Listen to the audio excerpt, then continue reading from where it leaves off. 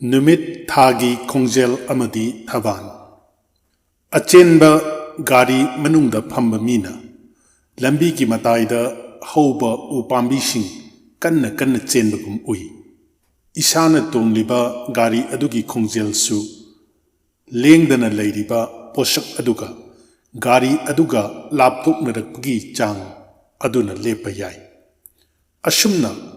पृथ्वीदगी येंबदा नुमित था अमदी ग्रहसिंग असि अतियाद पृथ्वीबु कोइदुना लई असुमना लौरिबा मवोंग जियोसेंट्रिक थियोरी हाइबदी ग्रहसिंगना पृथ्वीबु कोइदुना चटपगी वाकलोंदा चटलिबा नुमितकी लंबीसी इलिप्सी की मवोंगनी हाइबदी थैबोंग माली अदुगा नुमित की लंबी असिबुना इक्लिप्टिक कवी अदुगा पृथ्वी असि इक्लिप्टिक की मयाई चप चाना लेते मताई अमद खर नक्सिली मसिबु एसेंट्रिसिटी कवी मसीन मरम ओइदुना नुमितची पृथ्वीदगी अमुक थाप अमुक नकबनाय ग्रहसिंगना पृथ्वीदगी ख्वाइदगी नकबबु पेरिजी कवी अदुगा ग्रहसिंगना पृथ्वीदगी ख्वाइदगी लापबु एपोजी कवी ग्रहसिंगी खोंजेलसी मखोइना पेरिजी की मनाक नकलिंगैदा यांगलगा एपोजी की मनाक नकलिंगैदना तप्पी सोलर मन खुदिंगी रवि ग्रहण राशि अममम लालगा लापना सोलर ईयर अमदा राशि तरागनिथोय हाइबदी द्रिगी चहुम हुंफु कोइदिबनी नुमित चहुम हुंफु मंगा दशमिक अनि मंगाना कैलेंडर की चही अमा सारबसु तसेंगबा एस्ट्रोनॉमी के मरी लेनबा साइडरियल सोलर ईयर हाइबदी fix star to fix star अमगा नुमित चहुम हुंफु मंगा दशमिक अनि मंगा तरुक अहुम ग मानै रबीगी नोमगी खोंजेलसी चांगचत द्रिगी अमदगी हंथदुना 0 द्रिगी 59 मिनट 57 सेकेंड अदुबु पेरेजी मनाक्ता द्रिगी अमदगी हेनकटली एपोजी मनाक्तना चांगचतगी हंथै महौसाना रबीगी नोमगी खोंजेलसी अयांग अतप नायरबसु अतप ग्रह ओइबना खोंजेल खेनबगी चांगदी यामदे खुदम ओइना सही कुमसिंग खेनबगी मतुंग इना जनवरी अनिदगी जनवरी मंगा फाउबदा रबीना पेरिजी द लैरिङैदा रबीगी नोमगी खोंजेलसी द्रिगी अमा मिनिट अमा सेकेंड निपानदगी द्रिगी अमा मिनिट अमा सेकेंड तरागमाथोय फाउबा ओइ अदुगा जुलाई अहुमदगी जुलाई तरुक फाउबदा रबीना एपोजी द लैरिङैदा रबीगी नोमगी खोंजेलसी 0 द्रिगी 57 मिनट 10 सेकेंडगी 0 द्रिगी 57 मिनट 14 सेकेंड फाउबा ओइ मरम असिना रबीगी नोमगी खोंजेलसी चौराकना 0 द्रिगी 57 मिनट 10 सेकेंडगी 1 द्रिगी 1 मिनट 11 सेकेंड फाउबा ओइ मसिगी ओना तैनबदा अयांग ग्रह चंद्रगी नोमगी खोंजेलदी पेरेजी अमदी एपोजीदा लैरिङैगी नोमगी खोंजेलगी खेनबगी चांग यामी पौरपना पारबदा रबीना नोमदा द्रिगी अमा चटपा अमदी नोमदा थबान अमा हेनकटपगी हिंसापता हाइबदी रबीदगी द्रिगी 12 हेन यांग चटपगी चांगदा पाबदा चंद्रगी नोमगी खोंजेलसी द्रिगी 13 मरम असिना चंद्रना एपोजी द लैरिङैदा महाकी खोंजेलसी द्रिगी 13 हंथफम थोकले सकाप्त लिसिंग अमा चमापन निफुगनिथोयगी ओइना था खेनबगी मतुंग इन्ना चंद्रना एपोजी द लैरिङैदा चंद्रगी नोमगी खोंजेलसी द्रिगी 13 मिनट 93 सेकेंड अहुमदगी द्रिगी 12 मिनट अहुम अमदी सेकेंड 12 फाउब ओइ अदुगा चंद्रना पेरिजी द लैरिङैदा चंद्रगी नोमगी खोंजेलसी द्रिगी तराग हुमदोइदगी हंथफम थोकले खुदम ओइना सकाप्त लिसिंग अमा चमापन निपुनिथोइगी ओइना था खेनबगी मतुंग इन्ना चंद्रना पेरेजिद लेरिंगैदा चंद्रगी नोमगी खोंजेलसी द्रिगी तराग हुमदोइ मिनिट यांखै मरी सेकेंड यांखै मंगादगी द्रिगी तराग मंगा मिनिट तराग निपान सेकेंड निपान फाउबा ओइ मरमसिना ख्वाइदगी तप्पा अमदी यांगबा अनीसी लौरगा चंद्रगी नोमगी खोंजेलसी द्रिगी तराग माथोइ मिनिट निपुगा तरेट सेकेंड अहुमदगी द्रिगी तराग मंगा मिनिट तराग निपान सेकेंड निपान फाउबनी मथकी अहानबा अमदी अनीसुबदा फंकिबा रवि अमदी चंद्रगी नोमगी खोंजेलगी चांगदगी थबान अमगी खोंजेलसी चांगचत ओइना द्रिगी तरागनिथोइ मिनिट यांखै हुमदोइ सेकेंड निफुग मरी दगी द्रिगी तराग मरी मिनिट कुन सेकेंड यांखै निपान नी हाइन लौब यारे विज्ञानिक ओइबा थबान अमगी मतमसी पुंग तराग मापन दशमिक मापन निपानदगी पुंग कुनग तरुक दशमिक हुमद्राग निपान फाउबा सांगी करिगुंबा तारीख अमगी थबान मसक लेपदा यामना पौबा खरा पौबा अमदी यामना कुप्पा मखलकी अंक कुटहोत्सिंग लई अखंबा नुमित नत्रग तारीख अमगी थबान दगी ममांगी हौखिबा अमदी तुंगदा लाकदबा तारीख अमगी थबान मसक लाइन लेपंगमी अदुबु खंगलिबा थबान अदुगी लुनर मंथ मसक ताकप तारबदी खरा कुप्थब तारई मखा ताना थबान अदु पुंग कया फाउबा अमदी करी नुमित फाउबा अमदी पुंग कया चथगदगी हाइरबदी अकुप्पा अंक दरकार तारई मखा अमुक ताना थबान अदु करंब लैबाकी करंब मफमगी ओइगदगी हाइन हंगलबदी मफम अदुगी नुमित थोकपा मतम मफम अदुद चटनरिबा स्टैंडर्ड टाइम समर टाइम न चिंबगी अकुप्पा वाफम सिंह खंगदबा यारक्ते हौजिकी मतम असिददी कंप्यूटर सॉफ्टवेयर की मतेंगदगी एडवांस इफेमेरिस असि डेस्कटॉप लैपटॉप स्मार्टफोन चिंबदा हेक्ता लाइन फंगबा ngami मसी नत्रबसु खुदपाइदगी कुम अमगी ओइबा नत्रगा स्टैंडर्ड ओइना नमथोकलबा इफेमेरिस अमदगी अपाम्बा शोक था तारीख अमगी थबानगी मसक लेपगा लोइनना थबान लोइबा मतमसु खंगबा ngamle अदुबु थबानदुगी मसक अमदी लोइबा चप चाबा मतम लेपददी खुदपाइ सॉफ्टवेयर इफेमेरिस द सिजनरिबा अकुप सिंधु खंगबा ngamnaba तंगाई फदना एस्ट्रोलॉजी की ओइबा बेसिक खरदी खंगदबा यारक्ते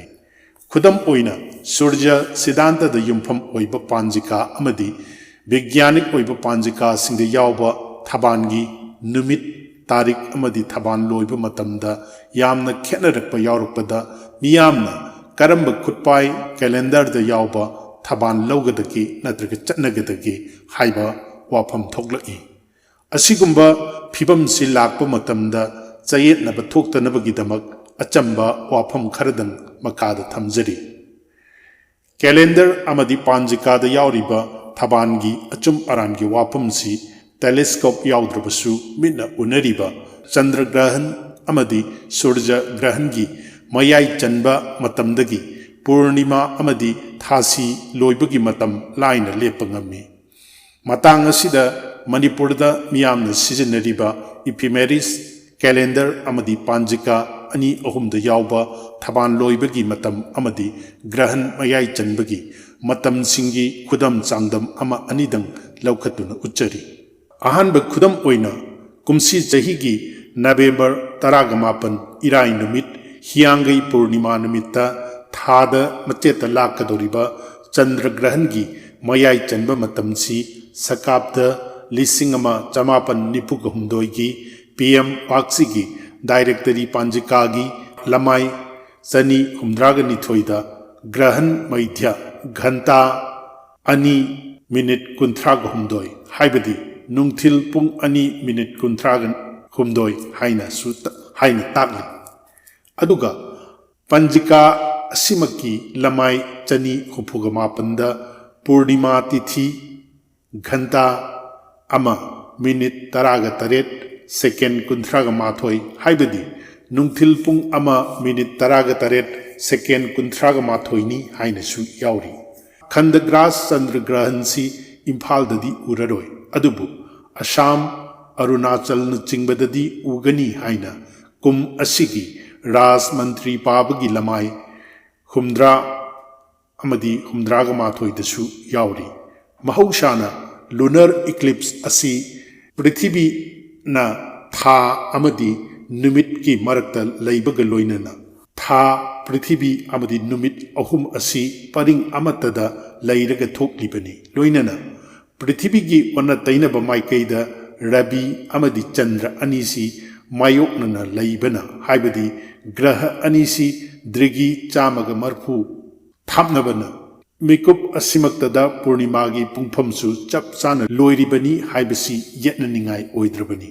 अदुबु मणिपुर की श्री श्री गोविंद जी की दसु मतम कुइनदगी सिजनदुना लाक्लिबा